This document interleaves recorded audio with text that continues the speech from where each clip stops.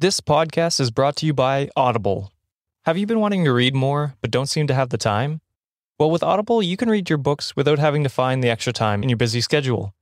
Stuck in traffic on your way home from work? Why not marathon the Harry Potter books? In the gym and want to learn about the First Lady? Well, you can listen to Becoming Michelle Obama while doing leg day. And if you go to audibletrial.com/cultivate, you get a month free of Audible. That includes 1 credit that you can trade in for any audiobook of your choice, access to thousands of audiobooks free to listen to with your account, and best of all, you have access to all of your favorite podcasts in the app as well. So be sure to go to my link, audibletrial.com/cultivate. That's CULTIV, the number 8, to sign up for a free month of Audible and start reading today. Thank you, Audible, for supporting the show. We are Cultivate. Cultivate. Cultivate. Cultivate. Cultivate. Cultivate. We are Cultivate.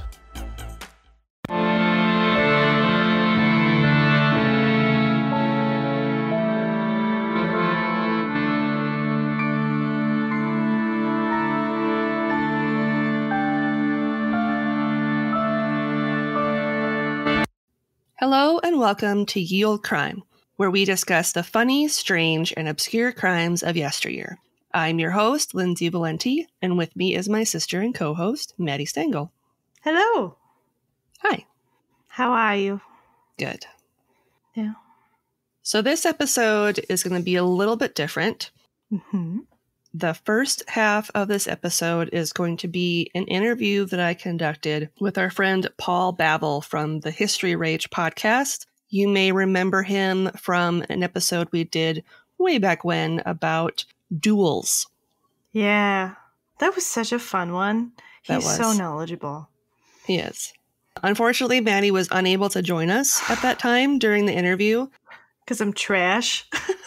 Well, because she had to do her job to make that money. So don't be like, what? When you start hearing the interview and Maddie is not there. And then suddenly I'm here. And then it's like, okay, bye. Yeah. So she wasn't yeeted off the island during the interview. It was just a matter of the timing didn't work out. And that's sometimes what happens. I'm not a full-on diva, I promise. It's just I can't take time off. Yeah. And that happens. Yeah. I'm going to now turn it over to my past self and Paul Babel as he tells us a little bit more about the history of body snatching. Enjoy.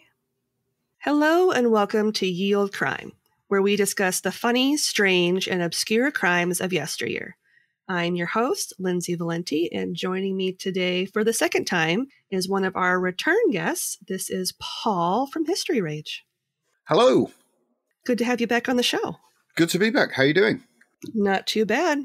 I wish it would stop snowing here in Minnesota, but winter wants to try and hang on as long as it possibly can.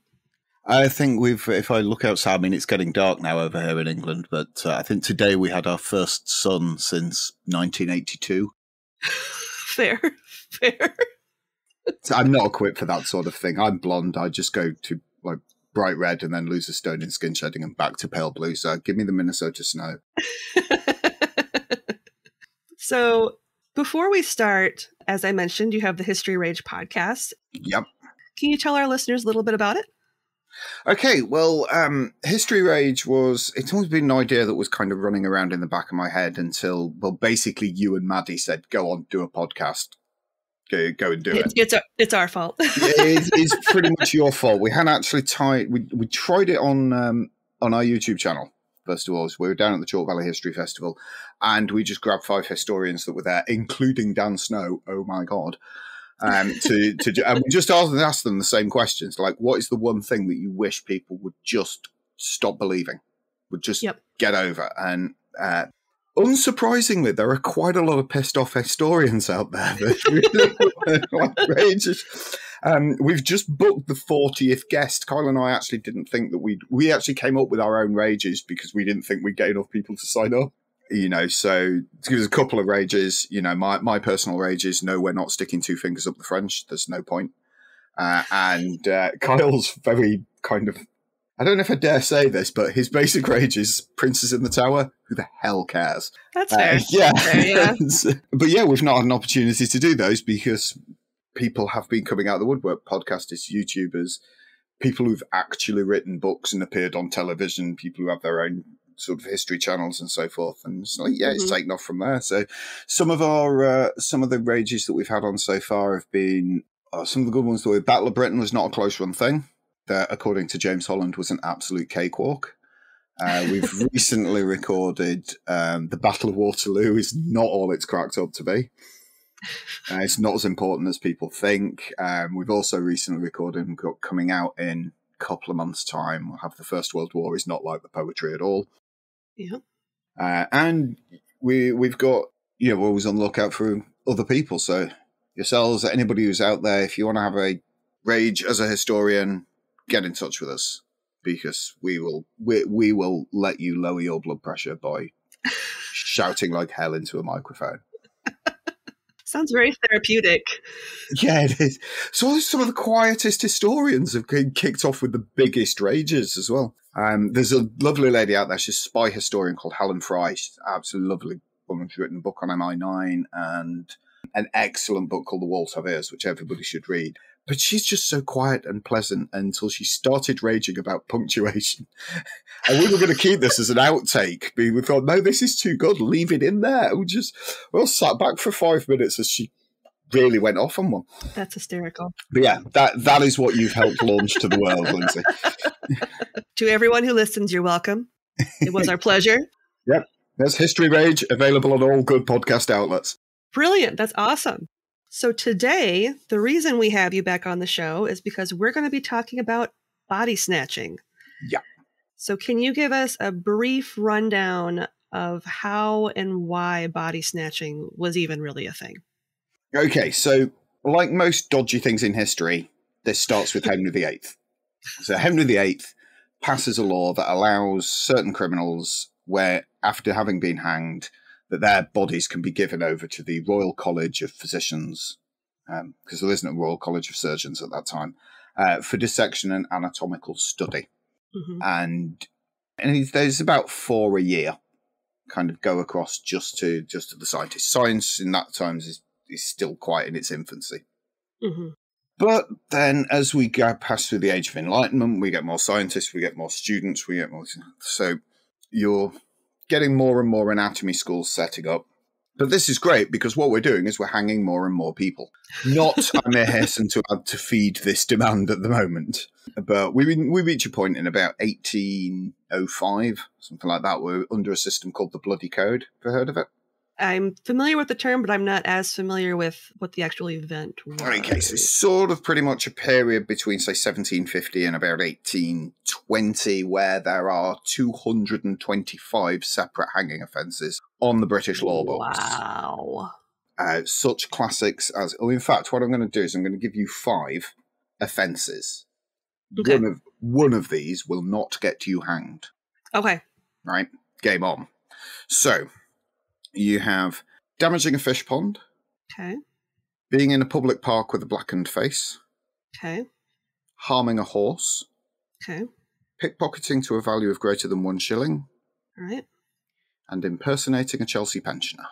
I'm going to say the first one, the pond. No. Harming a horse will not get you hanged. Stealing a horse will get you hanged. Really? But harming a horse will not get you hanged. But all the other 4 are hanging offences. Wow, that surprises me. Yeah. I thought if you hurt a horse because they were so valuable that would be, you for sure be hung for that. But, No, if you wow. kill it, yes. If you steal it, yes. Harm it, no. Well, But yeah, all right then. So we end up hanging about 550 people a year.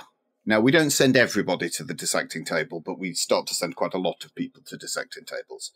Mhm. And then we get all civilized. We discover things like transportation and imprisonment and alternatives to capital punishment. And we go from about 225 hanging offences to about 5.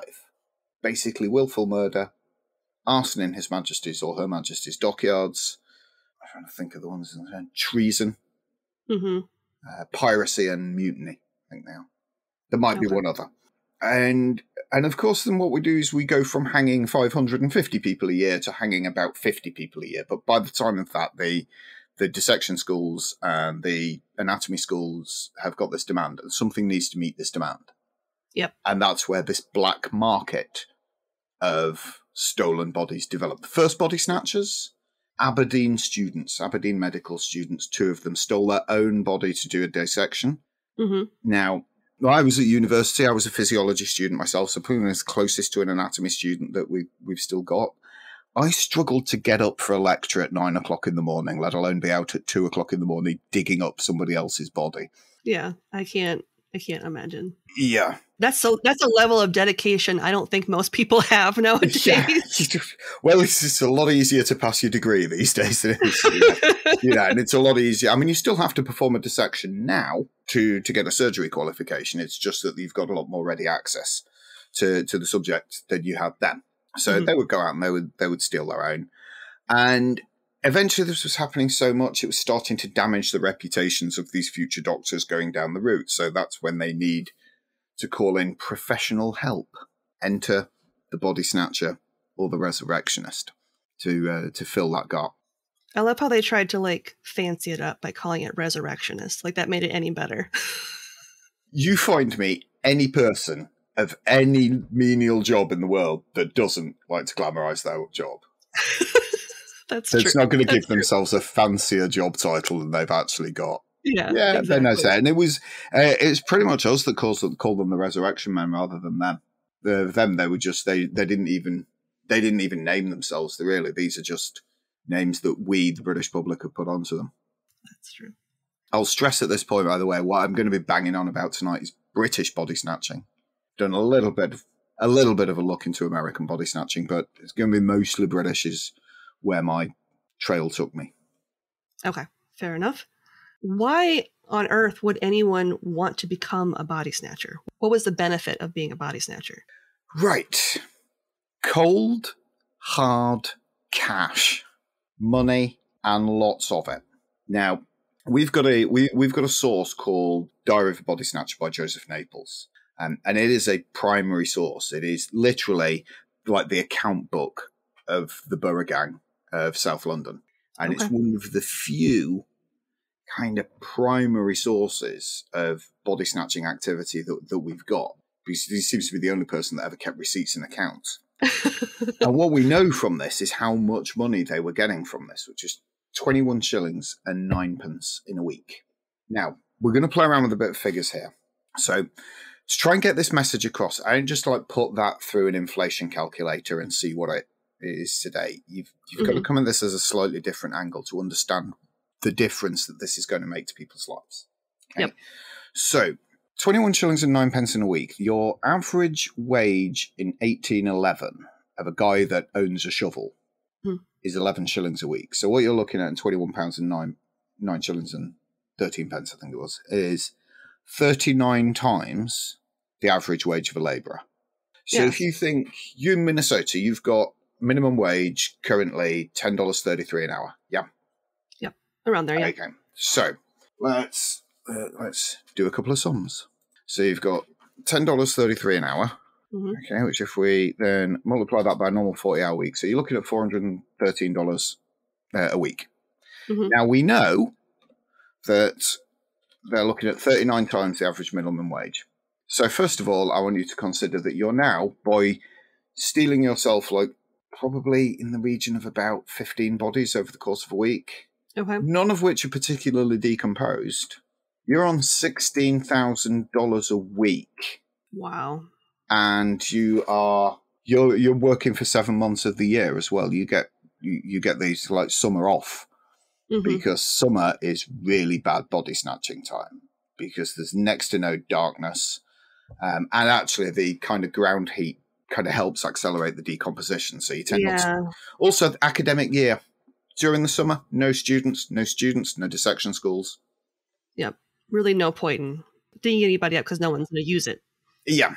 But that's a level of money that you're going to look at. And if you then kind of take that to, I worked it out actually. If you take that to the 7 months of the year, before tax, $488,000 per year. I mean, You know, do you earn anywhere close to that now? no. I'd pick up a shovel for that. Yeah, So we'd that absolutely makes pick up sense. the shovel for that. So basically, it is money, and it's because the amount of money and we bear in mind that money's coming from surgeons and people who run dissection schools. Now, you take somebody like Astley Cooper. Astley Cooper could charge a student £7. So what we're looking at there again, 14 times the normal wage of a labouring person. He could charge a student £7 simply to attend a dissection. Oh, wow. He's got 200 seats in the dissection theatre. Mm-hmm. 14 here, and it will sell out as well. He's the top surgeon of the time. So he's going to be making like £1,400 at that point. Yep. So bugging the body snatchers £21 is not going to dent him at all. And the body snatchers tipping off cemetery watchmen, sextons, undertakers. You can bribe somebody with 3 times their weekly earnings in one night, and it doesn't even dent your profits. It's that big business. So how would they know which grave to go after? Well, the intelligence network that they've got is absolutely brilliant. First of all, what we see from the Diary of the Body Snatcher is these men are not thick. They're not uneducated. Mm-hmm. You look in the Naples diary, and there's an almanac of like the moons and the sunset times and things like that. But so they're not daft. So number one, what they do is they start reading the Times, the Daily News, the Daily Post, and they start looking at the obituaries. Okay. And they start looking at the funeral notices. Because if you turn up where the funeral notice is, then you've got a reasonably fresh one. And the fresher you get, the better. Mm-hmm. So that's one route. Secondly, we're going to use the ladies. Because then once we've got this time and the place for the funeral, what we'll do is we'll send any woman that we can pay to go along and pose as a mourner at that funeral, who will go beautifully hysterical and, wailing and gnashing of teeth and all that sort of thing. And meanwhile, what she's doing is like noting down how far down the coffin is. And did this person die of something particular? Because the last thing that you want to do as a body snatcher is crowbar open a coffin full of smallpox or something like that. Yeah. So you want so then she's going to go and talk to quite a few of the people around there. You can also bribe a sexton, gravedigger, church warden, something like that. See, they're making about 12 shillings a week. So if you drop them £1, 20 shillings in one night to go, where are the fresh ones? They're making very good money, and of course they're going to be honest with that because they want another £1 the following week when the other funerals come in. Exactly. So yeah, I mean, the good sign is that there isn't grass on top of the grave. That is usually a good sign. They would go and look out, so they would just do a scouting run into cemeteries and see if anything there looked fresh, and then come back with the stuff and try that. They would go to the workhouses, and if anybody died in the workhouse, they would turn up and claim the body, claiming to be a relative. And the workhouse didn't want to pay for the funeral, so it didn't really ask too many questions. They're getting an absolute, don't even need to dig that one out of the ground. That's, out onto the back of the car, into the sack, and off to Astley Cooper. Or in the case of my locality, Robert Baker seems to have bought all of them. Were there any cases of people who would take like bodies that had been dragged from the river? Or is that something where it would be pretty obvious that they most likely had died from drowning? Or is it something where they would want to still investigate? You're dealing with anatomists here. So you're not dealing with pathologists. Yeah. So they're not going to ask too many questions about where that body's come from, but they're not going to pay for it if it's in a bad form. Now, somebody who's died of drowning and is going dragged out of the river isn't as well preserved as you might think. Stuff nibbles on them. Yeah. Stuff swims inside, eats away, and things along those. And essentially, your anatomy starts to get very altered. Yes. It's probably the politest way of putting it when you're being pulled out of the river. So and also pulling somebody out of the river is a lot more effort than digging them out of the ground. Yeah, I suppose, yeah. Yeah, it's a lot less pleasant work. So, body snatchers, like most criminals, if they were interested in doing a decent night's work, they'd go and get a job. So anything that looks too hard, they're just not going to do.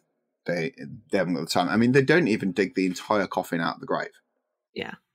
So yeah, but if it can be easy, great. If you happen to, die at home and they know you, they'll come around and take the body and go, go away.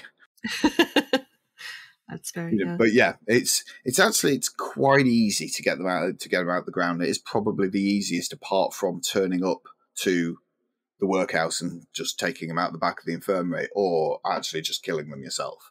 So like most crimes, the poor 9 times out of 10 usually took the brunt of it. So is that the case with body snatching? Certainly in terms of bodies being sold to anatomists, the poor do take the brunt of it, because it's them that's in the workhouse. It's them that's dying unclaimed. Mm-hmm. And even when they bring in legislation to combat body snatching later on, it doesn't really improve much for the poor. Mm-hmm. Because a lot of the poor people can't really stretch to the level of defense against the body snatch. So you've got things like what are known as guinea graves, and they're almost like mass graves, and we've got several examples of them in my local area where you've got 9-10 people kind of buried in one plot because they've either died in the infirmary or the workhouse or so forth. Mm-hmm. And so as a result, they're not that far below the ground, because the deeper the hole, the more you've got to pay the gravedigger, because you are basically paying for great time and labour. So a 12-foot grave is going to cost you twice as much as a 6-foot grave, which in turn is going to cost you 4 times as much as an 18-inch grave. Mm-hmm. So depending on money, that governs how much work you are to get down to. And again, therefore, the poor are going to take the brunt of it. The poor are going to be the easy ones. Secondly, the poor just die in greater numbers. Mm-hmm. And particularly you get deaths in childbirth, mm-hmm. And so forth, which opens up a market for the bodies of women, children. Because something, in the Georgian period, we might be uncivilized and hanging 550 people a year, but we don't hang women. Yep. No, we burn women. Yes. Yes, absolutely. It'd be undignified to hang them. Yay. How progressive. So progressive. But what that means is that the anatomists very rarely get women to actually do a dissection on. So the price of women is phenomenal. Well, I would imagine, too, like if it was a situation where a woman happened to pass while pregnant, that'd almost be kind of like the holy grail of bodies to want to have for a dissection table. Aside from probably the disabled and the freakish, yes. The highest that we know that was paid for a body was £500, which was paid for a chap known as the Irish Giant. Okay. And he was kind of like he was a circus attraction in his own right, because he was that large. Sure. He actually wrote in his will and made his friends promise that when he died that he wouldn't be sold to anatomists. However, the moment he died, they realised just how much money they could get for him. God. Yeah. That's sad, but yeah. It's not surprising, but it's sad, yeah. Yeah, so I think I'm going to come on to the defences against it later, but there are things you can do against body snatching, but they cost money. Yeah. And therefore, if you are dirt poor, then you haven't got it to spend. If you're reasonably affluent, middle class, you still don't. I mean, I've seen some cases where people have been able to put like £50 rewards out for the return of a body, but still couldn't afford some of the means to actually defend against it in the first place. That makes sense. It does, yes. Good. How did the law treat body snatching? Curiously. Curiously. Right. So remember, I go back to those hanging offences. This is really important. Yes. And I'm glad I'm talking to an American audience about this, because, what does America not have anymore? Hangings. Slaves. Oh, Now that's yeah. really important here, because anti-slavery legislation, I don't know what it's specifically like in US legislation, but certainly in British legislation, it kind of spells out that no man can be owned, body or soul. Okay. Now, if your body cannot be owned, you cannot deprive an owner of an asset, which is the definition of theft. So taking a body out of the ground isn't a crime. Okay. Yeah, you're looking confused. Yeah. It's not a crime. What you're left with is it's not theft. It cannot be theft because theft is taken with intent to permanently deprive the owner of the asset. That is the legal definition of theft. Okay. Something that cannot be owned cannot be stolen because you cannot deprive an owner of the asset. And this is why body snatching isn't theft, legally speaking. Okay. And this is why the body snatcher takes a great deal of care to only steal the body. Okay. So where we've managed to find where body snatching has occurred, what you find is that burial shrouds, jewellery, grave goods are all left behind in the coffin. The only thing that goes is the body. Because if you take an example that I have in my local area, a 15-year-old girl called Martha Roddy, she really was my nemesis because she was just she was mentioned in a book, a very good book called Body Snatchers by Susie Lennox. And it's just, that is, if you're looking for an intro guide to body snatching, seriously, everybody read that book. But in there, it mentions 15-year-old girl Martha Roddy was stolen from a churchyard in Armley, which was just up the road from me at the time. And her body was put back into its original grave after a reward was offered and the body was recovered. That's all the information that I had. Mm-hmm. And then we hit lockdown. So then I started to look in all the archives and everything. I've tracked her. I've tracked basically every element of that theft where she was from. Now, when they discovered the stealing of Martha Roddy, inside the coffin was a tortoiseshell comb that she'd been buried with, and all the clothing that she'd been buried in as well. Okay. Actually, and one of the body snatchers actually left one of their coffin opening tools behind in it as well. Oh, wow. But if you'd have taken that tortoiseshell comb, theft of greater than 5 shillings, and what happens to your theft of greater than 5 shillings? Hanging. You are hanged, yes. So that can be the difference between the misdemeanor of grave desecration, which, depending on how many times you'd been caught for this, it might get you a month of hard labour. Okay. It might get you a public whipping through the streets. It's probably going to get you a fine, which is more than likely going to be paid by the surgeon who you're supplying. Fair. Certainly Astley Cooper paid his hell of a share of fines for the Borough Gang. If you are notorious for it, you will probably end up inside, but you're not going to end up inside for long. I think the longest I've come across so far is probably 3 months hard labour in York Castle Jail. Okay. There is a chap down in Norfolk, I forget his name. He actually couldn't get a wedding ring off the finger of the corpse, so he took it away with him. He was caught. He was transported to Tasmania for 7 years. Oh wow! Yikes! He should have cut the finger off and left it behind.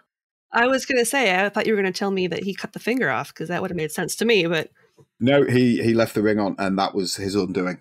So yeah, that's how you've actually got more to fear from the relatives and the public, because if the public get hold of a body snatcher, there's a good old-fashioned lynching going to happen there. Yep.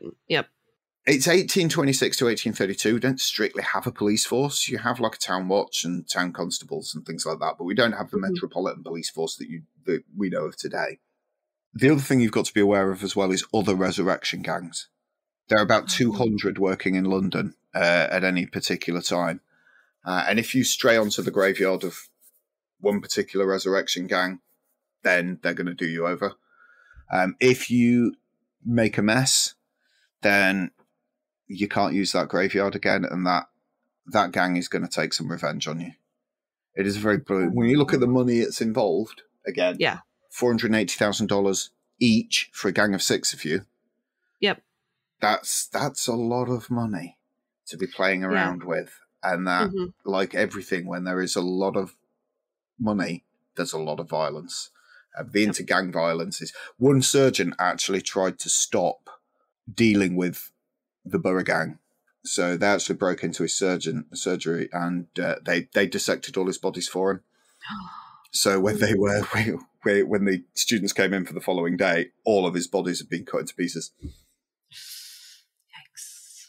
Yeah, that was a warning. Yeah, I would take that as a warning. Yes. These are not pleasant people. No. So as you kind of mentioned earlier, I mean, if the law isn't necessarily on your side because there are no real measures that the police could do to prevent it from happening, what could your average person do to try and stop one of their loved ones from being snatched? Okay, now, how dark do you want to get here, Lindsay? Mess me up. Right. Let's go. Okay. Because the object here is not to make your loved one impossible to get to.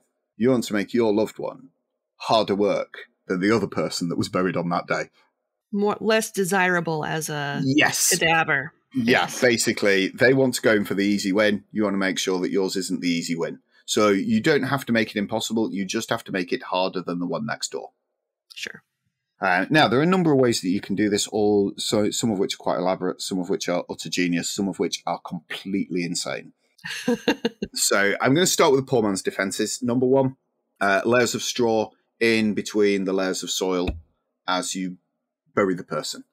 This was used in one of my local churchyards, St Mary's in Whitkirk near Leeds. It didn't work, but we think that's because the gravedigger didn't follow the instructions. But the idea being is with the layer of straw, these guys are using wooden shovels because they make less noise. Like rule 1 of body snatching is always use a wooden shovel. Rule 2 is always get the teeth. I'll come to that one possibly later. But they're always using a wooden shovel. Now, if you try and get a wooden shovel through soil, it's quite hard work. If you try and get a wooden shovel through a layer of straw that's about 3 inches thick, it's nigh impossible. Yeah. So that's quite a poor man's defense, but it does rely on somebody else doing it for you. Sure. Because the church are not going to let you bury your own loved ones. That's true. You need to pay them. Yeah. So that's a simple straw. Another what people thought was a defense was that they would leave like a shiny polished rock on top of the grave in certain patterns, and what that highlighted to them was that if that grave had been disturbed, so that they knew that something had gone on. What it actually did in reality was show all the resurrectionists where there was a poor person buried recently. She actually did quite the reverse. They would come in and they would just zero straight in on that, and away they go. And they don't mess around. A good body snatcher can be completely in one body and out inside half an hour. Yeah, I suppose after doing a lot, you get a system down and get very quick at it. Yeah, I mean you've got methods of doing it. So it's not just you see in all the paintings, all the portraits of them pulling the entire coffin out. They don't. You locate the head end, you dig down, you break open, you place either a rope or, when we tried it, I'll grant you, not in an actual grave, but we have pulled a body out of a coffin that was when we dug ourselves and put a resuscitation doll in there and tried the same things. We've gone down and we put a large length of fabric kind of around the neck and under the armpits, and literally you just then pull that body out so, and then you throw the soil back in and gone, leaving no trace. So what you're looking to do is you're looking to slow that process down, and that's what the straw does. Okay. Now there are richer things that you can do. Mort slabs. These are very simply huge grave-shaped rocks. Okay. Big slabs of kind of like granite or something like that. And they're brought in on a winch and a pulley and lowered onto the top of the grave. Okay. Now, we bizarrely get an idea of the decomposition times of bodies from this, because you can rent these from the church for 2 weeks, after which the surgeon will no longer be interested in them. Oh. So you could rent that from the church as well as an added extra. They would come, leave that on there for 14 days and pick it up. And then, because after, like I said, more than 14 days in the ground, you're safe. Body snatchers are not going to come. Any body snatcher that gets down there and finds that has got a bigger problem. And it does happen. We see it in the Naples diary where it says thing bad, which is basically their slang for we opened it and oh my God, that was far too gone. Yeah. But still, get the teeth. You can always sell those to dentists. Then you get the more elaborate Mort safe. So there's a thing that goes around on social media that shows this kind of concrete topped iron cage over a grave. Yep. Yeah, and people go, it's to stop vampires getting up. It's not. It's to stop body snatchers getting in. And that is a Mort safe. And what they'll do is those bikes will go about 2-3 feet down into the ground. They'll drive that into the ground so that, again, you look at that and think, I'm not hacking my way through that. I'll dig up the next one. Well, and especially if you have a wooden shovel. Yeah. I mean, you've What's got all the the point? tools. You can get in there, but it's going to take you a while to get in there. Yeah. Considerable. There are easier ways of getting bodies than wrestling around with mort safes. Mhm. And then you can see cage lairs as well. And cage lairs they're covering family plots, and they are basically big metal cages. You can see some of these at Glasgow Cathedral. And if you are not wandering over to Glasgow Cathedral put all of its paths and routes around on Google Street View. So you can actually take a virtual tour on Google Street View and go and see the cage lairs at Glasgow Cathedral. Oh, cool. Everybody look that up because they are quite impressive. And then you've got the really bizarre ones like cemetery guns. There's one of these I found in a museum now I don't know how effective these are going to be, but basically what it is it's a large bore musket sitting on top of a gravestone, pointing kind of towards the body. Mm-hmm. So much so that and it's attached to like a wire, and the thought being that when you kind of dig into the grave, you trip this wire and it blows your bloody head off. I really don't buy it because, number one, you can just turn the gun round. You know, it's not like this thing's accidentally going to go off dramatically. You can just turn that round. Secondly, there's not really much point loading that because the bang will probably cause the resurrectionist more trouble than a musket ball that's likely to miss. But they do exist and they are there. And there is one in Preston Hall Museum in Stockton-on-Tees in the UK. And you will probably find them. There was certainly a patent lodged for one in the US Patent Office. Mm-hmm. The US Patent Office also has the coffin torpedo, which is a booby trap coffin. Yeah, I've seen the patent for that. Oh, it's so cool. Yeah. But that's basically a coffin that's designed to explode if anybody goes in it. And so, it gets, and the more you dig into this, pun intended, the more bizarre it just becomes. Yep. But that's an element of defences. And then you've got, as in the case of Martha Oddy, her uncle offered a reward, and that produced a recovery and then back to her original grave. Mm-hmm. It was a £50 reward. Martha's body was actually sold for £8, so they paid well over sort of 6 times what was paid for the body to get the body back. Wow. And that was quite a bit of money at that point. But yeah, she's still not guarded by any sort of mort safe or anything like that. She was just in a family plot. So mort safes are going to be expensive.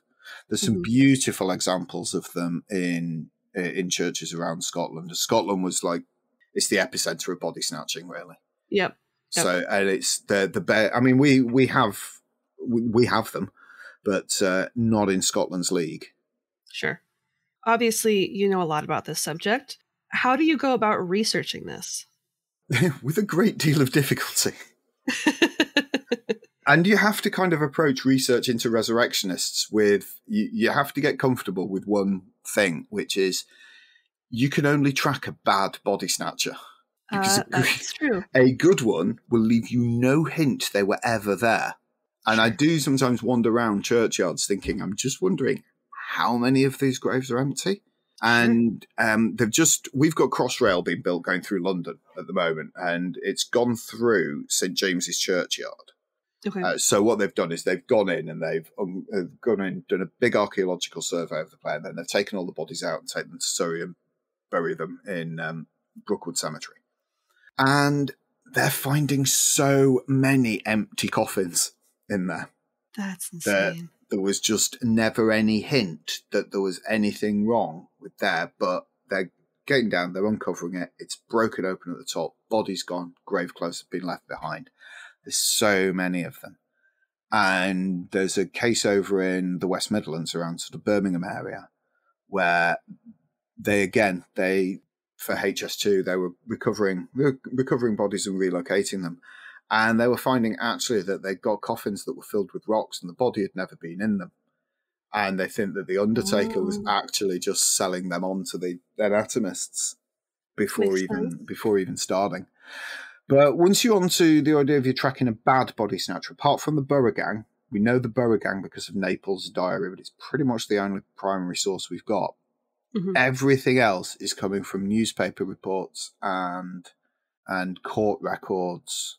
Sure. And like imprisonment records and parish registers and things like that. So you would look at, you first of all go and search the newspapers, because the newspapers love to get a good outrage on about body snatching.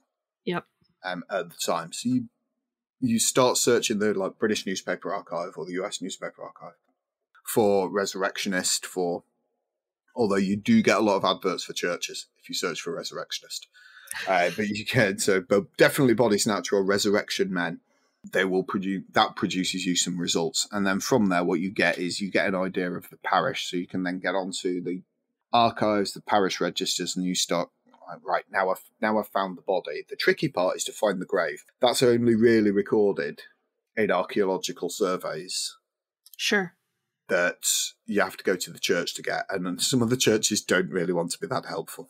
I've had some wonderful churches that think it's absolutely fantastic. And then first time I went to St. Mary's in Whitkirk, and they said, "Oh, you can see our 15th century window." It's like, no, I'm here to talk to somebody about who used to be in your graveyard. And that was the first they'd heard of the snatching of Hannah Heasom. So 5-year-old girl. Oh. Her father used the straw technique. Didn't work. Gotcha.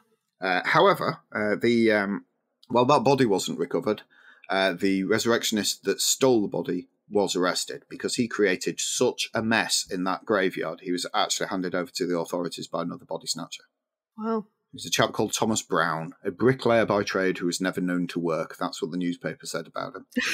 He was handed over by his accomplice, William Yeardley. William Yeardley had sold the body for 2 shillings and sixpence and then went and collected the £10 reward for information on the theft. Why not? Yeah, nothing if not ingenious. So you've got a lot of records, but it's the linking them together that is the challenge. And certainly if you're following it through newspapers get things wrong, newspapers make things up. So you've got to try and follow that story. I mean, you've got the amount of notes that I got that were just completely contradictory. Yeah. On the route of Martha Oddie. Yeah. That's one thing I've really encountered too when researching older cases, is that the newspapers, it's more about the sensationalism of telling the story, not necessarily about getting all the facts right. Yeah. Yeah, you do run into that where there is conflicting information about stuff, and I have definitely encountered that a time or two in my research. And sometimes when you're presenting about it, you just have to go, I'm picking one. Yep. For no other reason than I like that. I might be wrong. Yep. Or this one makes more sense a little bit than this one does. Yeah. Or just this is the one where, I had 5 newspapers that said this and I had 8 newspapers that said that. So on balance of probabilities, it's probably that. Yep. But that's not always the case.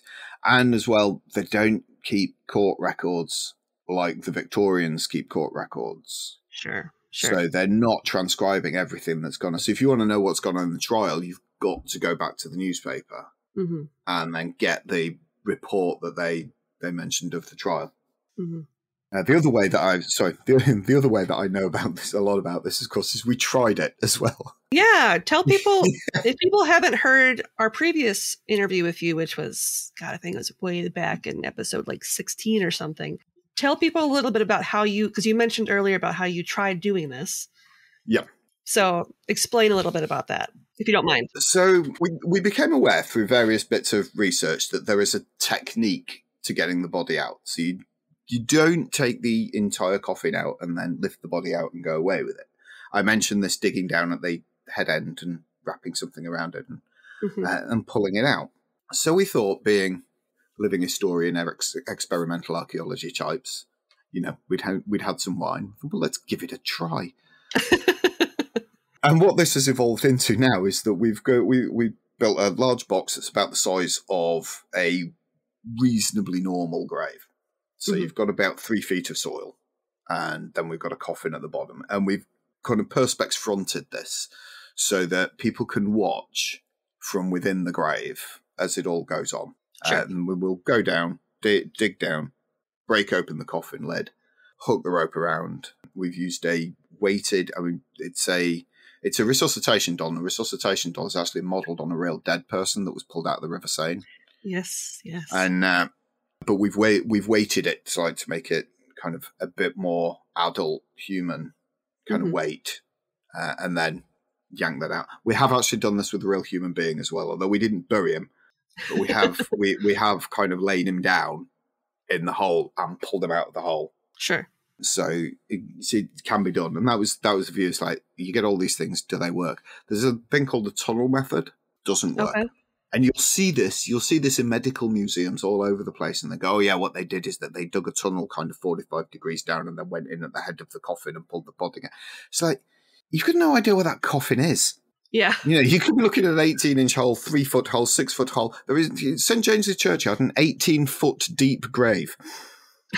Oh my God.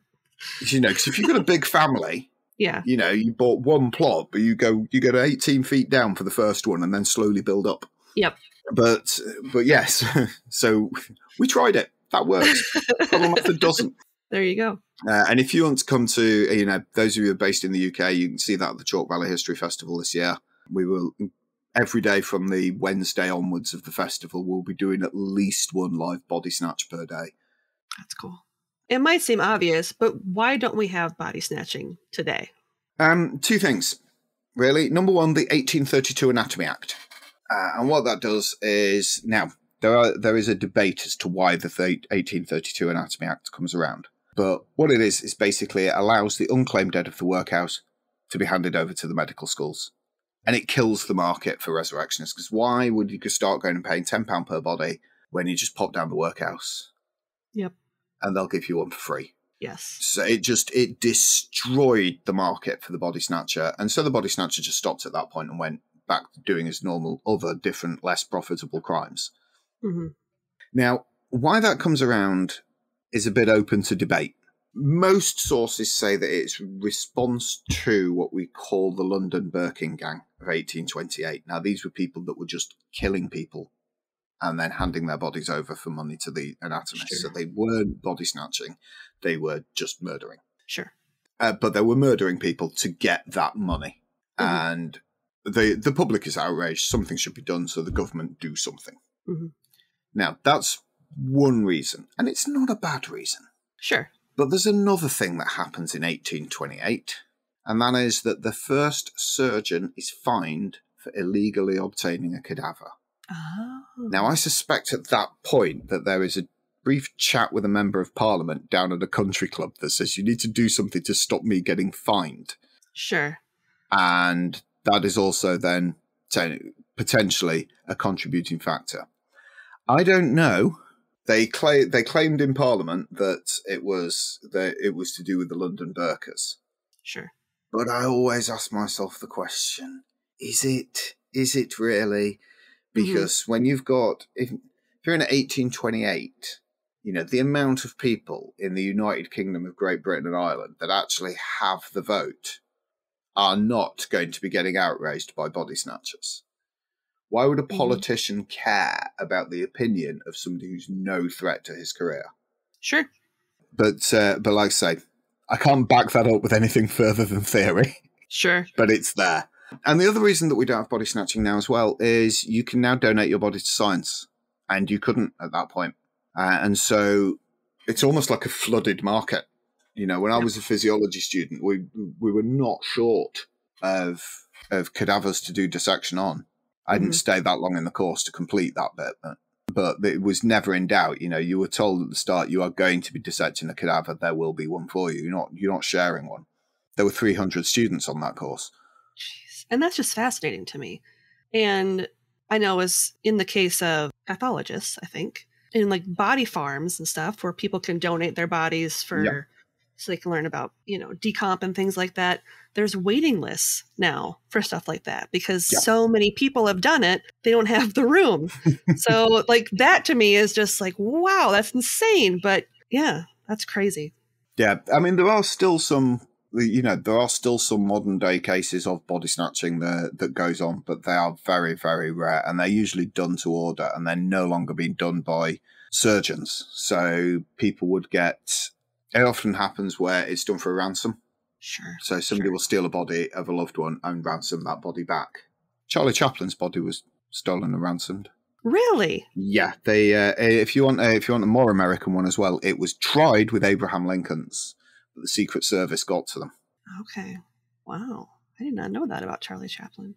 Okay, so final question, and I know you know it's coming. I've got the mug. So Burke and Hare are probably the UK's, if not the world's, most famous body snatchers. But as your mug proudly states, they were not body snatchers. No. This was our first ever History Rage. I remember listening to it, yes. Ken Irvin's Burke and Hare are not body snatchers. They didn't dig a single grave. They are just murderers. Mm-hmm. They start because I think it's Burke is renting a room to somebody who dies, owing him money for the rent. And in order to get the money for the rent, he takes the body and takes it to Dr. Knox and sells them the dead body. The £10 that they got per body was covering the rent. Great. Mm-hmm. Then they know a nice little earner when they see one. But they were just too lazy to do grave digging. They weren't going to go out in the middle of the night. Certainly not when they could just smother somebody. And they knew a lot of people that nobody would miss. I think what was the kill total for them? It's about somewhere between 11 and 16, I think. I feel like it was 19 total. Possibly. This is the great irony. I don't know what's about Burke and Hare because they're not body snatchers and therefore I'm not interested in them. So well, it's one of those things too where it's also up for debate because there are some victims that are attributed to them, but they might not have been murdered by them. Like sex workers that went missing during that period of time and things like that. But there's a case. I believe there was a case of one lady actually on the dissection table that somebody in the audience knew. And I think that's what gave them away. But yes, they have become the UK's, like you say, the world's most famous body snatchers. There are films made about Burke and Hare, the body snatcher. Mm-hmm. They never picked up a shovel, and if they did, it was only to batter somebody around the back of the head with it. Yeah, they never actually dug up a grave or anything that they've been made famous for. Then, ladies, gentlemen, if you take nothing else away from tonight, right, repeat after me: Burke and Hare are not body snatchers. Yep, and it's so interesting because they are so tied with the story of body snatching that it wasn't until I listened to that episode where I was like, "You're right." Like, you don't even think about it because it's become so synonymous, the two, until you really think about it. And you're like, yeah, they just murdered people. They didn't dig up anything. They're serial killers. So, it's just fascinating. Do you have any final thoughts or any final, I don't want to say words of wisdom because that seems weird to say about body snatching, but any last things you'd like to say about body snatching? Well, what I would say to all the listeners out there, because this is a good debate to get into, and I'm not going to get into it now, but you'll have places via social media that will be putting this episode there that have got comments and things like that. So, was it worth it? Did we need it? And all things considered, did it do more good than harm? Yep. And I will let everybody in the world forever debate that. Yeah, that's a good question. Did the ends justify the means? Yeah. Because think about it. There are going to be some people on one side that have had treasured loved ones just completely desecrated. But on the other hand, there is going to be people that have had stomach surgery where the surgeon knew where all the various bits were and how to close off a blood vessel inside of 30 seconds. Mm-hmm. So for everybody that's taken out of the ground is somebody that's surviving an amputation. Balance that up. That's a good point. Well, thank you again for coming on the show, Paul. You're welcome. Appreciate it greatly. So before we go, can you let our listeners know where they can find your podcast, History Rage, and when new episodes can be expected? Okay, so we release episodes fortnightly at the moment until August when we're going to look at going weekly because we've just got that far ahead. On all major podcast providers, so we're on Apple, we're on Spotify, we're on Audible, we're on Google, We're on Good Pods. Just search for History Rage. So our next episode, based on that, will be the Luftwaffe commit war crimes as well. Oh, shocker. Yeah. And I will let that myth explain itself actually in the episode. But yeah, so you can follow us on Twitter at History Rage, or you can follow me individually. I'm at Paul Bavel. If you search for History Rage on Facebook, you can join the community and follow the page there as well. Awesome. Our next partner has a product I use literally every day. I started taking AG1 because I've often struggled with gut health and proper nutrition, which made me wonder what sort of vitamins and minerals I may be missing that my body really needs. With one delicious scoop of AG1, you're absorbing 75 high-quality vitamins, minerals, whole food source superfoods, probiotics, and adaptogens to help you start your day right. This special blend of ingredients supports your gut health, your nervous system, your immune system, your energy, recovery, focused, and aging. All the things. I drink my AG1 right away in the morning as a great way to get my day started. As someone who suffers from food allergies, I appreciate the fact that it's so lifestyle friendly, whether you eat keto, paleo, vegan, dairy-free, or gluten-free. Not only that, but the subscription comes with a year's supply of vitamin D, which is so important, especially in Minnesota where I'm from, where we don't get as much sunlight. For less than $3 a day, you can invest in your health. That's cheaper than a daily coffee habit. If you don't want to take my word for it, check out the over 7,000 5-star reviews that Athletic Greens has received. It's not just about the fact that I'm taking better care of my body. Athletic Greens is a climate-neutral certified company that gives back as well. For every purchase they receive, they donate to organizations that help supply nutritious foods to children in need, including No Kid Hungry. Right now, it's time to reclaim your health and arm your immune system with convenient daily nutrition. It's just one scoop in a cup of water every day. That's it. No need for a million different pills and supplements to look out for your health. To make it easy, Athletic Greens is going to give you a free 1-year supply of immune-supporting vitamin D and 5 free travel packs with your first purchase. All you have to do is visit athleticgreens.com/emerging. Again, that is athleticgreens.com/EMERGING to take ownership over your health and pick up the ultimate daily nutritional insurance. And we're back. And welcome back. Now that you have heard a little bit more from our friend Paul on body snatching, now Maddie and I are going to be discussing the history surrounding Burke and Hare. The murder body snatcher murders. The murder friends. So for this portion, information was pulled from the following sources: a 2019 The Public Domain Review article, 2 sources on Britannica.com, Historic UK article by Ben Johnson, the University of Edinburgh article from the College of Medicine and Veterinary Medicine Postgraduate Study, Dang. the University of Edinburgh article from the Anatomical Museum, Nice. Undiscovered Scotland, and Wikipedia. Nice. And as always, links to all of these articles will be included in the show notes. As promised, who were Burke and Hare? Who were they? We have mentioned this infamous pair of resurrectionists in previous episodes, specifically in our episode on body snatching and our episode on the mysterious fairy coffins of Edinburgh. That's true. They were in there too, weren't they? Mm-hmm. It's only taken me like 80 episodes to get back to them. It's fine. They don't need that much spotlight. Whoops. They can spread it out. Yeah. This deadly duo would go on to commit the Westport murders and be forever linked to the act of body snatching, even though they never actually dug up anyone. Right. Womp womp. Couldn't get their hands dirty with dirt. They got their hands dirty a different way. With blood. William Burke was born in Erney, County Tyrone, Southern Ireland in 1792. He had a brother named Constantine, and both were born to middle-class parents who gave them a comfortable upbringing. Can't Nice. tell you if Burke was the older one or younger one. Information was vague at best. Fair. As teenagers, the pair joined the British Army and William served in the Donegal militia. In 1817, William left his wife and 2 children and moved to Scotland, where he worked as a navvy, or a manual laborer, on the Union Canal.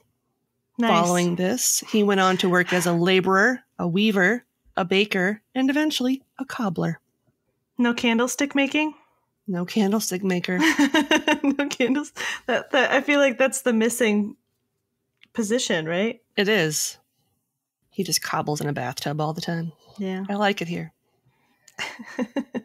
In 1827, he was living in the lodging house of William Hare along with his mistress, Helen McDougall, because remember, he was still technically married, so he couldn't actually marry her. Although he's in a different country now, so Right. it was like common law, quote unquote. Yeah, I didn't have Facebook, so Yeah. couldn't find them. Couldn't find those cheaters. Yeah. And GPS wasn't really a thing. No. So, no Find My Phone tracking. Tracking your spouse from an AirPod. The little air things. The airdrop thing. Yeah, it's just a rock that she put in his shoe. It never worked. He like threw it out. This hurts my heels. I would know I'm a cobbler. Right. Doesn't belong there. William Hare was born in North Ireland and emigrated to Scotland, where he got work as a navvy during the construction of the Union Canal, which is Okay. likely where the pair of them Same. met. Yeah. He would later enter into a common law marriage with Maggie Laird, or Maggie Hare, and the pair would go on to own and operate a boarding house in Tanner's Close near Edinburgh's West Port. Nice. A pretty slummy area of the city. Not Happens to the best of us. yeah, You know? not the nicest of digs. We'll just say that. I've lived in some pretty crummy areas in Minneapolis. It's okay. I'm sure they were a little bit nicer than this, but who knows? Probably smelled better. I will say that. I Yeah. kept a poor home, but a good one. You know. She kept a poor home clean. We'll just say that. So now that I've given you the background on the two, whatever background it could be, because there's not a whole lot on their background, we're going to dive into what they did and why. So by the late 17th century, or the 1600s, Scotland's fledgling anatomists were running out of cadavers at an alarming rate. They were quickly exhausting their supplies of orphans, paupers, executed criminals, completed suicide victims, those who were unclaimed by loved ones, and those who died violent deaths. Shame that they were the orphan stash was drying up. Stash of It dead sounds- orphans. It sounds so awful. Is that our last orphan?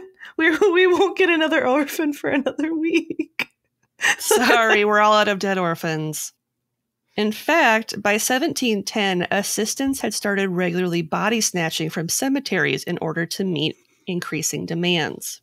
Oh God, could you imagine the pressure of having to do that? Because I'm sure they did get a lot of pressure of like, well, you can't learn anything unless you have a body. Figure it out. And they didn't have any ways to kind of preserve the bodies back then. So Right. it was kind of like you had to get them while they were fresh, or it was not good. So we've discussed body snatching at length, both via Paul's interview and our previous episode on the subject. So I won't really dive into it too much again, but I will touch on one interesting point. Okay. Burke and Hare weren't the first people to kill someone in order to sell them off to anatomists. Absolutely not. No. In 1752, over 75 years before Burke and Hare would become a household name, 2 women named Helen Torrance and Jean Waldy killed a young boy that was 8 or 9 years old in order to sell him to some surgical apprentices in Edinburgh. Dang. That's cold. They made 2 shillings and 10 pence off him, which today would equate to around 17 pounds. Wow. Did they know the kid or was he just an orphan too? I have no idea. Oh man. Both women were found guilty and hung just days after the murder, which makes sense. Were they used? I hope so. I hope they got used as well. Serve your Hope they right. took their eyes out. Oh, God. I'll take your eyes out. Is that aggressive? That was a little aggressive, but I'll allow it because they killed a child. They It's killed fine. a child, yeah. It's okay.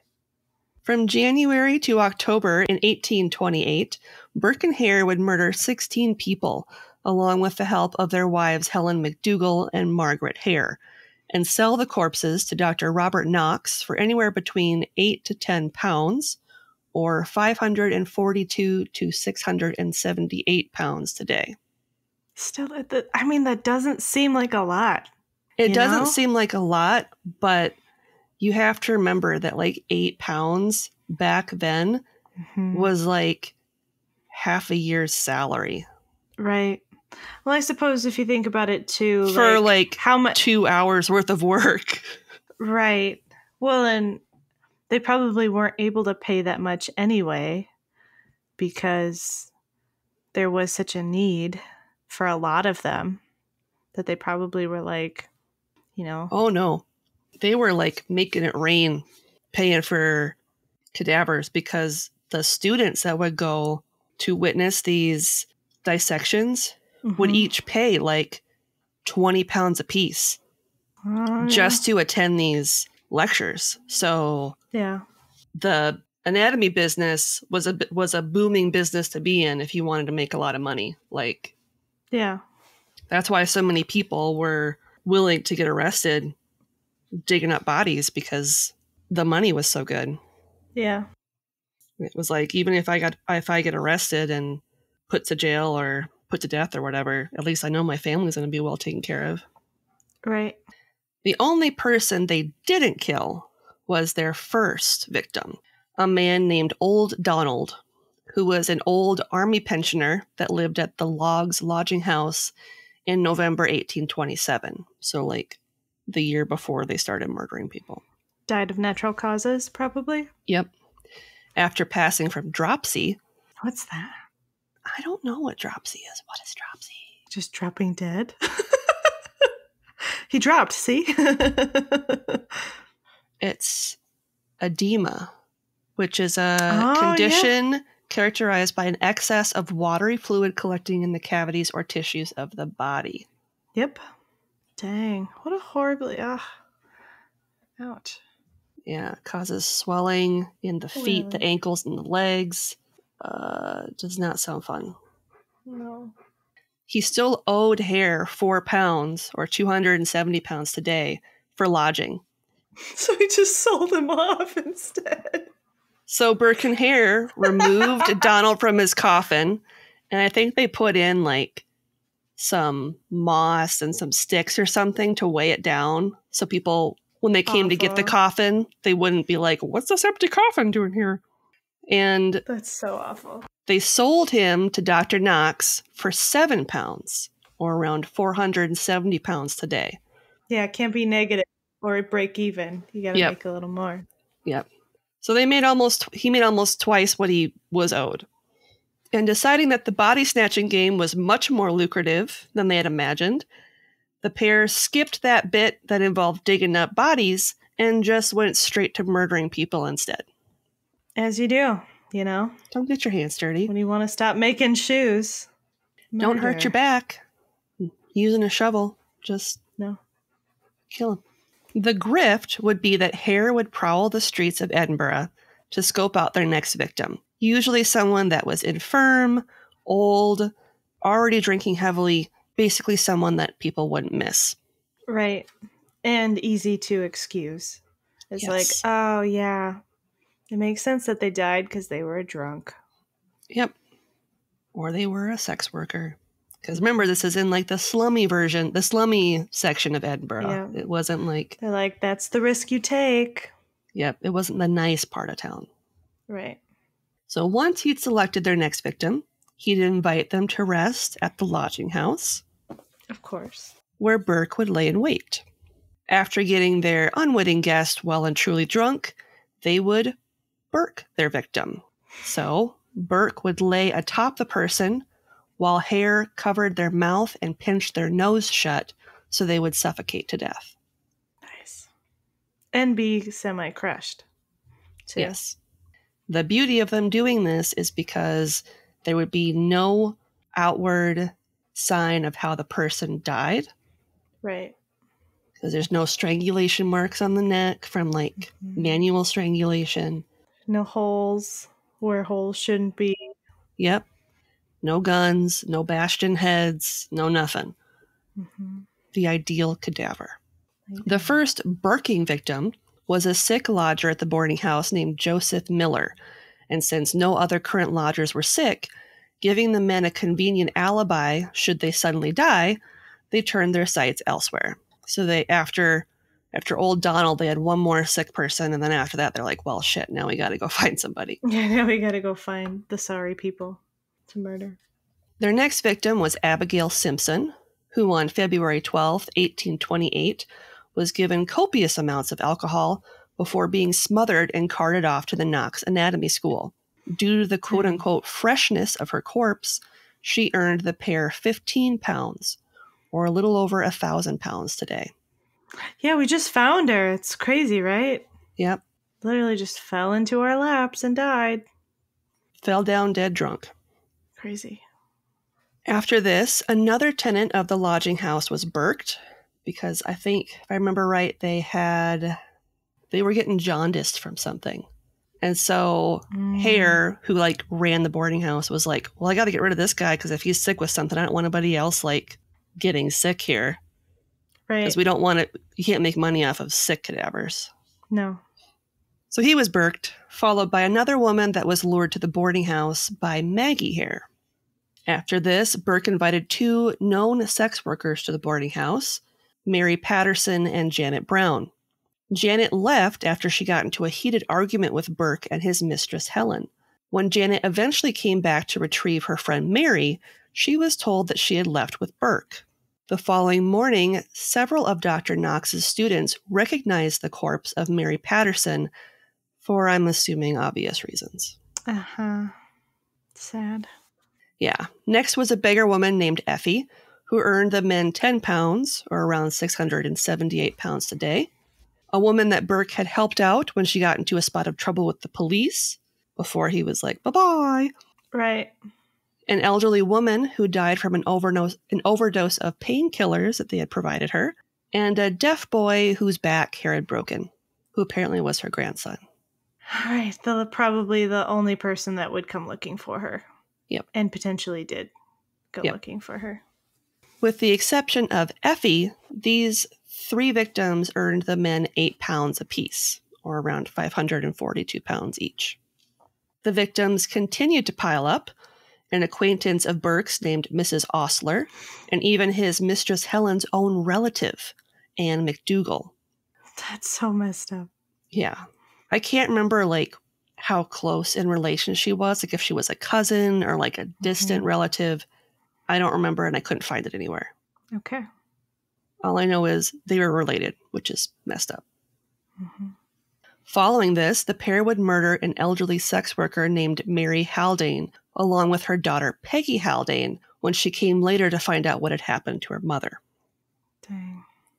Given how well known Mary was, because of her line of work, it was at this point in time that people started to suspect that something was going on with Burke and Hare.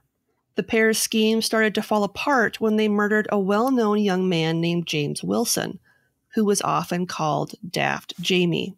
He was a well-known street performer, so he was Why very would you do that? recognizable. They were probably just getting too comfortable. Too confident. They were getting greedy at that point.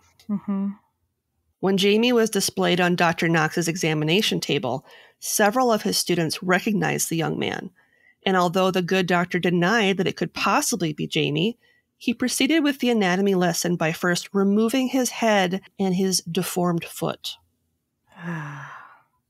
Now there's no way to know that it was Jamie. Right.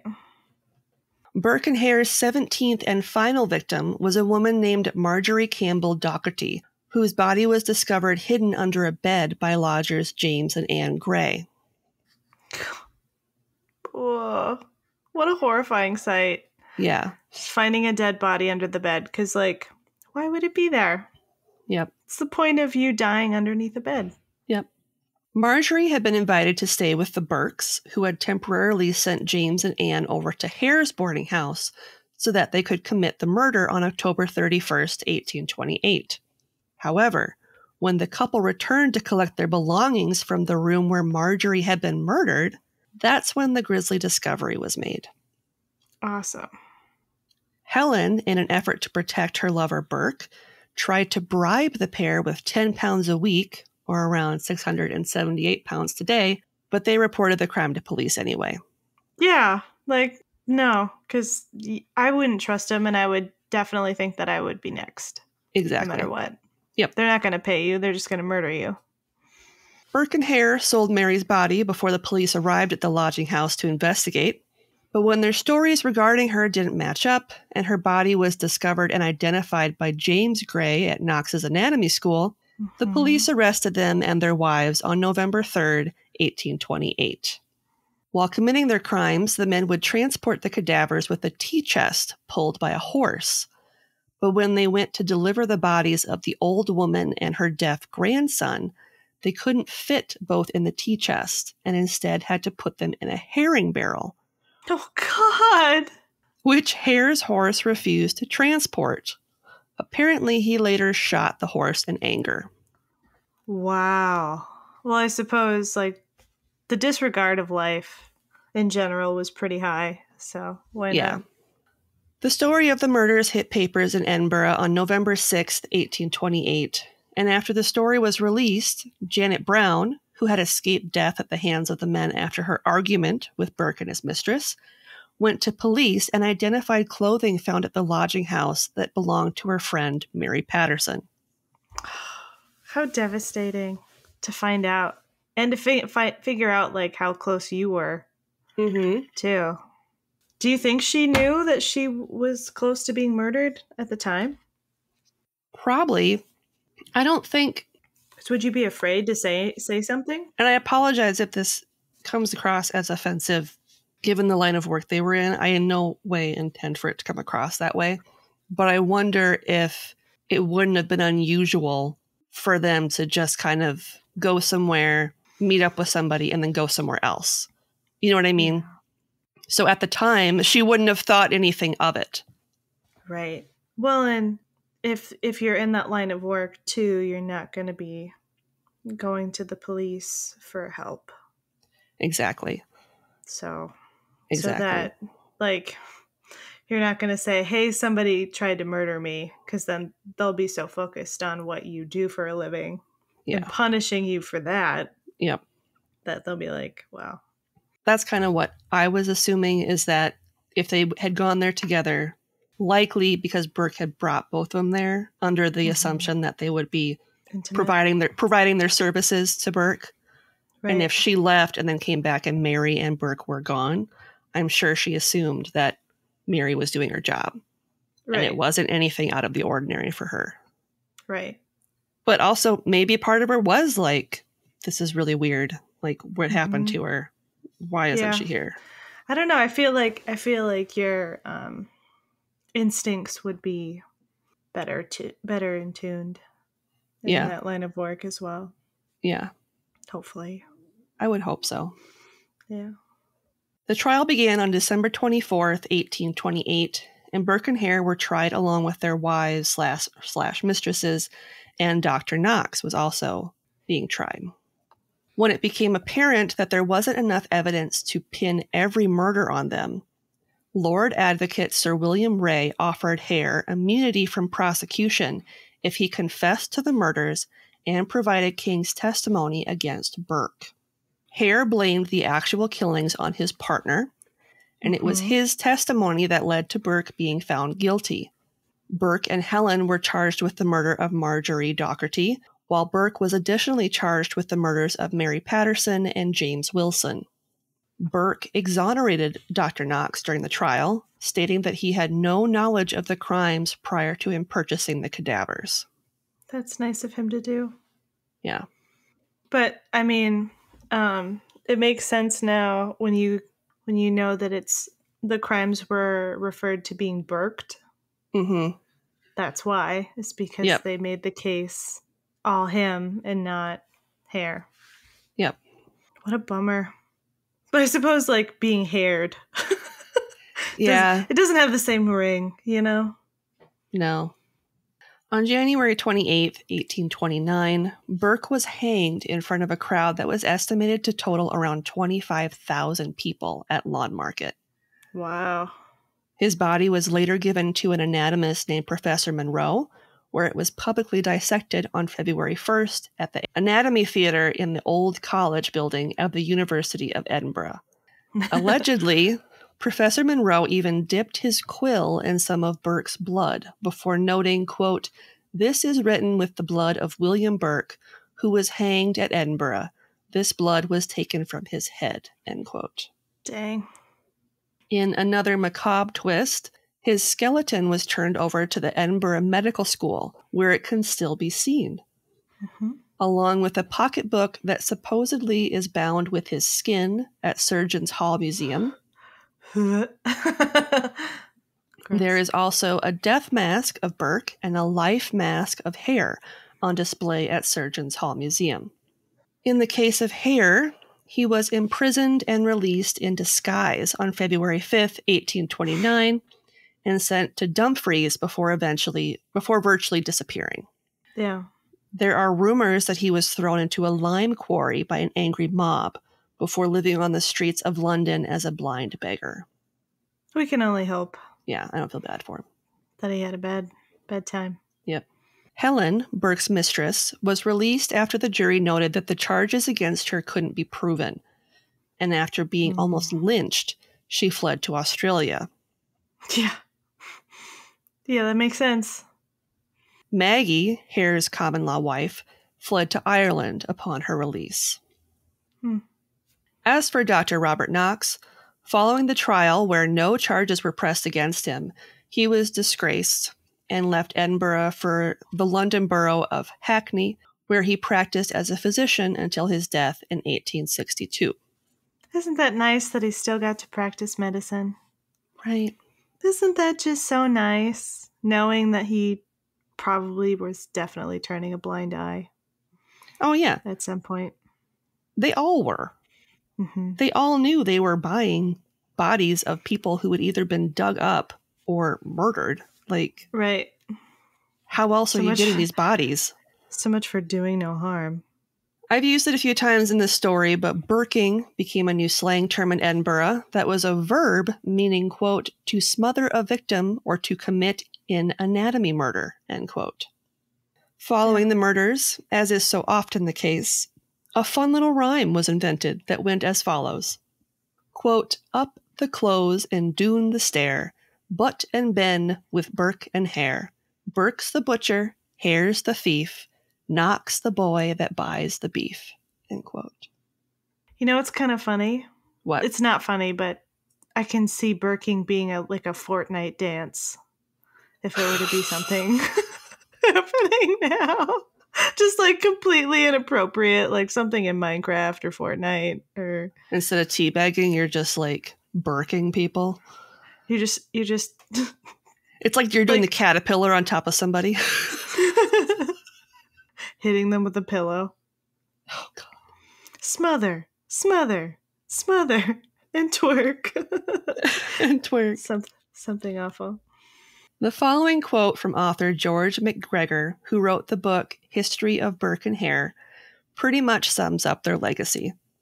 Quote, of all the criminal acts that have occurred in Scotland, few have excited so deep, widespread, and lasting an interest as those which took place during what have been called the Resurrectionist times, and notably the dreadful series of murders perpetrated in the name of anatomical science by Burke and Hare, end quote. And that is the interesting double hitter of the act of body snatching and the brief history of Burke and Hare. Nice. Hello. Thank you very much for downloading History Rage. We are the podcast that asks leading historians what's the one thing that you really wish people would just stop believing. And we have a lot of fun finding out the answers. If you want a taster, we'll just have a listen on, as our historians will and truly let fly. People will say that William Burke was a body snatcher, that Burke and Hare were body snatchers. what really winds me up is this almost pride that we have in this country, that we were just basically old men with pitchforks lining the cliffs. So first, there is this idea that the Wars of the Roses were between Yorkshire and Lancashire. The one thing, again, it just I hear it and it just makes my head explode. Everybody seems to believe when we talk about the Battle of the Bulge, it wasn't all hard snows and blizzards and this idea that the landings on Omaha Beach were this bloody disaster, because it's patently not true. Everybody on the telly and in newspapers referred to the E-Day as the end of the war. It was not the end of the war. It's people who say things like, the RAF was the last defence against the Nazi hordes in the Battle of Britain. That's the thing that really, really bugs me. And there you have it. So if you've liked that, give us a follow, download the back catalogue, come and join the History Rage. Thank you.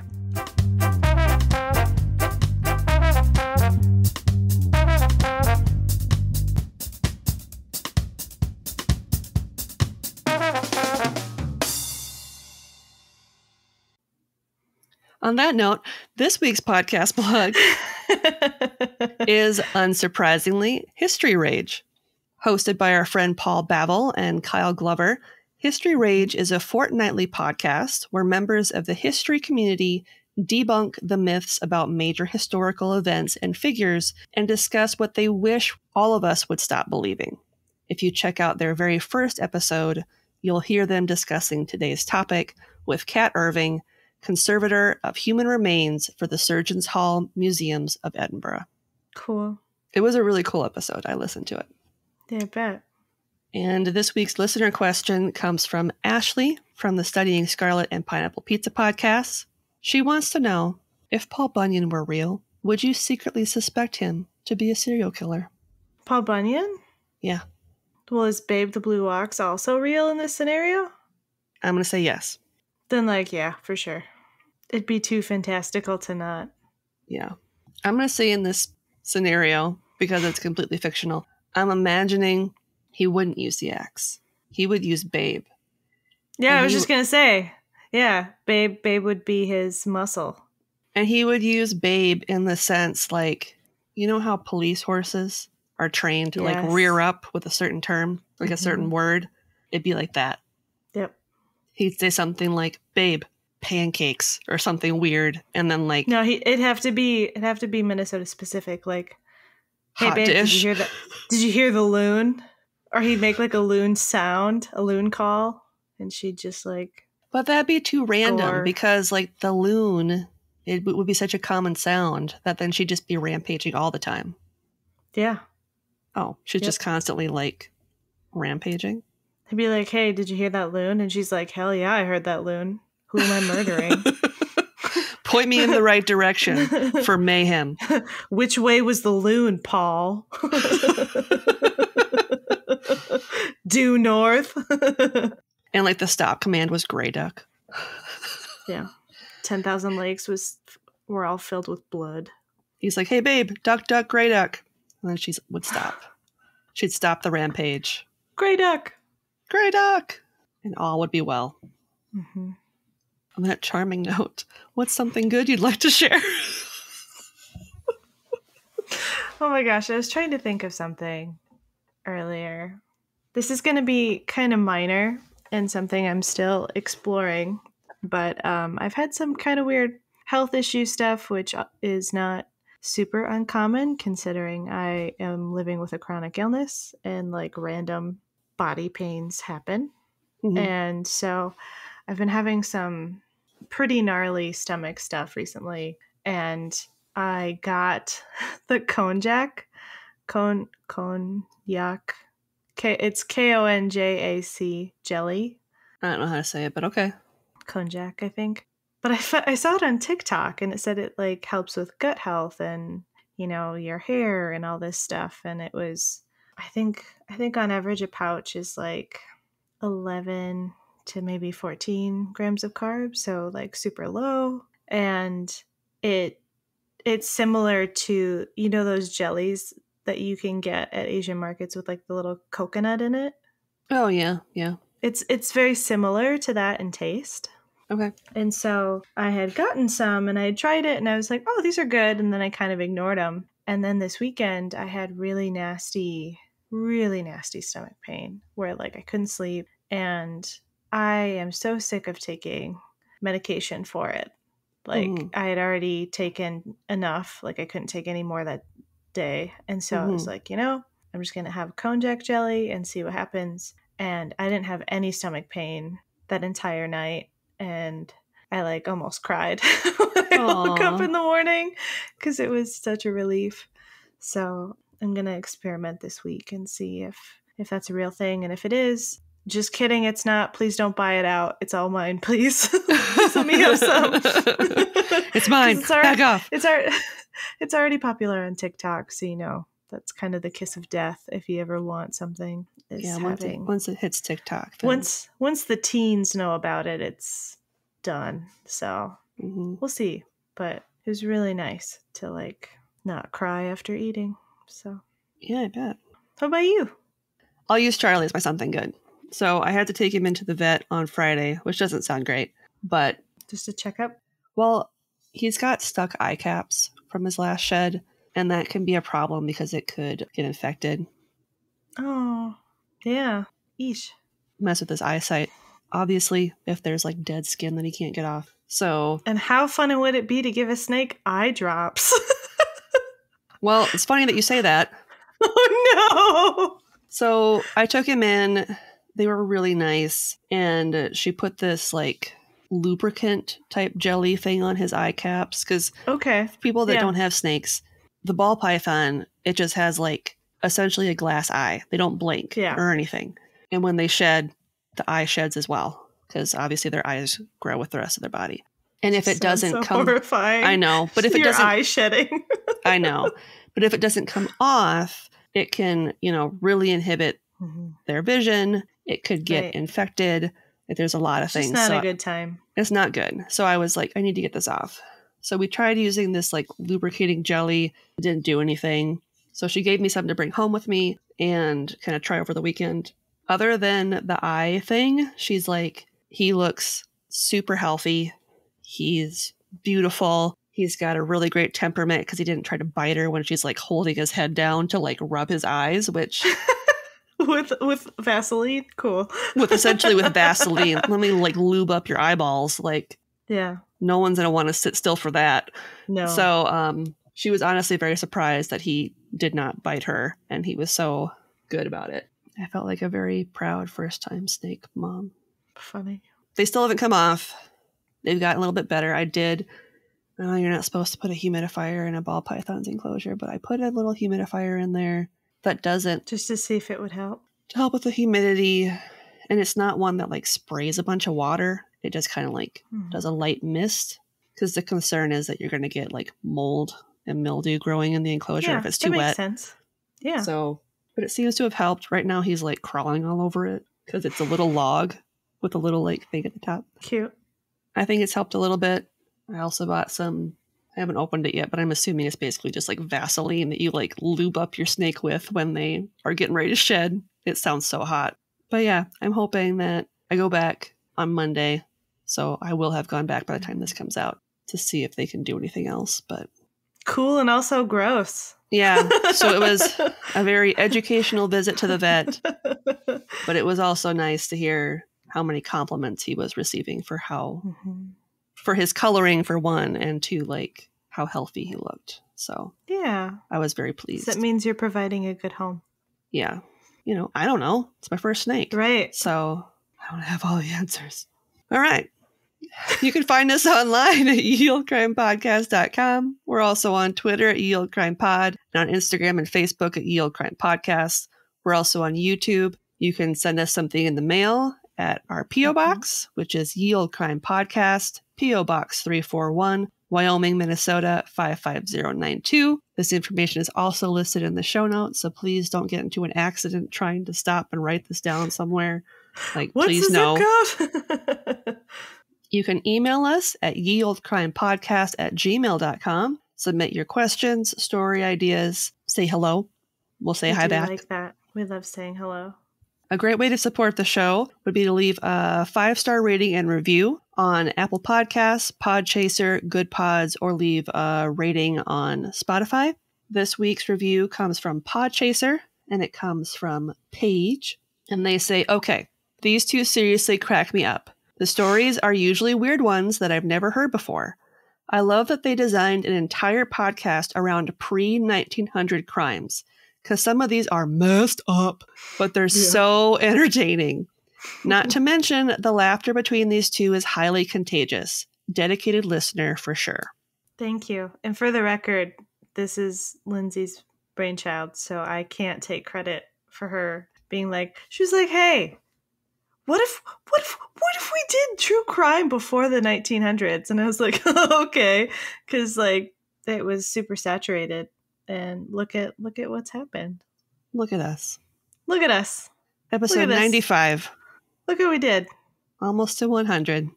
It's right there. That's bananas. Looking at it. I can't fathom that. But thanks, Paige. Thank you, Paige. That was very sweet. If you'd like to support us financially, you can do so on Buy Me a Coffee with a one-time donation. You can also become a patron on our Patreon for as low as $1 a month and join our other great supporters like Aaron and Julene. Hi. Yay! And guess what? What? I got rid of Redbubble because I didn't have time for it. So, So if you want some merch, head on over to our tried and true TeePublic shop, where I will be updating artwork because now it's in one spot and I'm not transferring everything over to a new site because I don't have time for that. I just want some merch? Well, don't. Want some merch? Guess what? You can only go to one place now instead of two, which is great because no one bought stuff at Redbubble anyway. Bummer. Probably because I didn't put the link anywhere. That's my bad.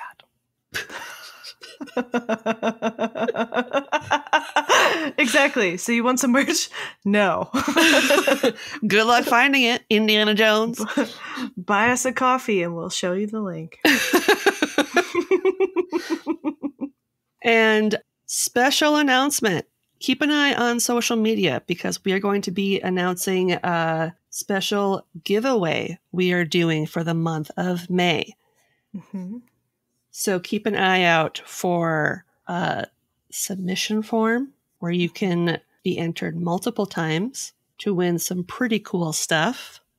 I've seen it and can verify its coolness. Details on how you can enter this month-long giveaway will be shared on social, so stay tuned. Mm-hmm. And on that note, as always, I'm Lindsay. And I'm Madison. And we'll see you next time with another tale as old as crime.